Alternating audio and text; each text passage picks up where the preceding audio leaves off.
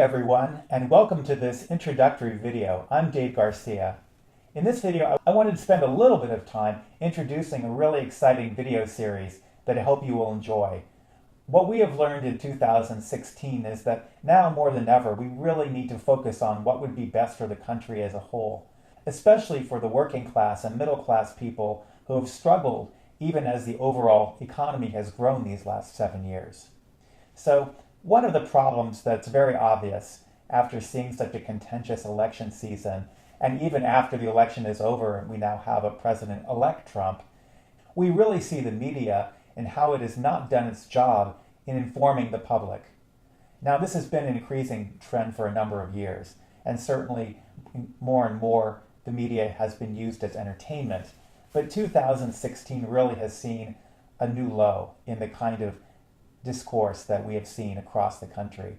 So, for example, when Donald Trump has been a candidate and conducted himself through the primary season and through the general election, he spent a lot of his energy describing how this country is a disaster. But he didn't really spend a lot of time discussing how he was going to solve it. And frankly, he spent more time heckling his opponents and tarring them with a number of labels.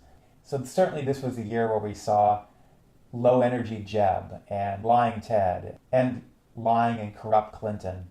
We became used to sound bites and scandal rather than substance. And this is not something that is confined to Donald Trump, certainly not. His opponents were doing much of the same thing. And in fact, you saw that the Clinton campaign was very comfortable focusing on scandal because they thought that they had a better chance of beating Donald Trump, focusing on the many issues that he had in that area. Another challenge doesn't really come just from the candidates and what they wanted to promote. It actually came down to how we consume news and how we choose to consume. And it changed as it became easier finding the news sources that we are most comfortable with. So in general, on websites, we can easily find websites that intentionally lie or mislead and then have no fact-checking behind it. And it's all intentional. It's part of their agenda. And if it's something we happen to agree with, then we're very happy to read these news stories. And social media is even less constrained. There we see online memes and clickbait articles and downright fake news. Even the mainstream media really fell down and didn't really do its job over the past year. For one thing, the media became very focused on the news of the day, on the latest Twitter exchange that was going on, and really didn't even question policies very much. Certainly, there was some of that.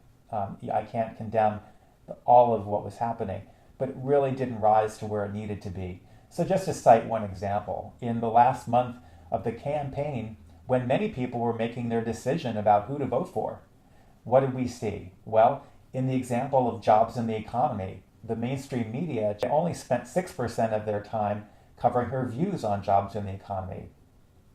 And for Donald Trump, it was similar.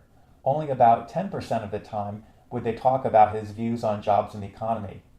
So they were much more comfortable talking about FBI Director Comey and the letter around the email scandal or the Access Hollywood videos, etc. And so scandal and personality became much more important than substance and ideas. So it's very clear that there's a gap today. And what is missing is a real analysis that makes an effort to really weigh the impacts and trying to do that in an objective manner. We see a lot of stories reported from a particular angle or agenda, but we really don't see the kind of objectivity that's going to really help. And we'll also get the kind of credibility where people really believe these sources. We all think that everyone has an angle and is out to help himself or help in their particular viewpoint.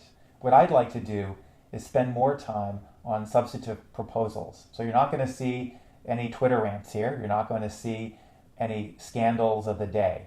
What you will see are more about the specific policy proposals that you're going to see from, for example, the Trump administration or House Republicans, and hopefully talk a bit more about some of the other ideas that are coming from other viewpoints.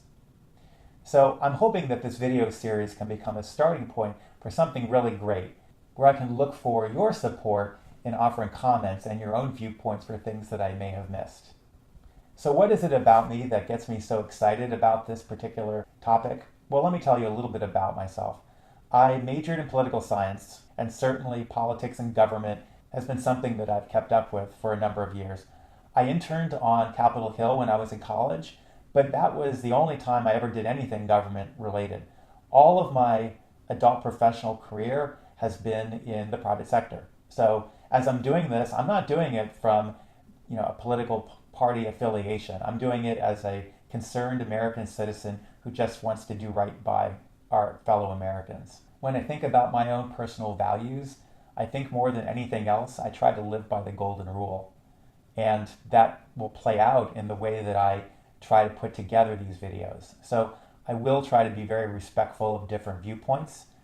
You will see that it's not all going to be one-sided. And I really want to engage with the people who are watching these videos for their views and opinions. Because certainly there are a lot of perspectives that are out there, and it would be helpful to know the kind of impacts. What you won't see is me supporting a policy just because it benefits me personally. I really am trying to focus a lot more on the middle class and working class folks in this country. Increasingly, it's difficult to make it in America, and I really would like to see this as the land of opportunity that it always has been in the past. Also, I'm really not interested in doing these videos to get attention.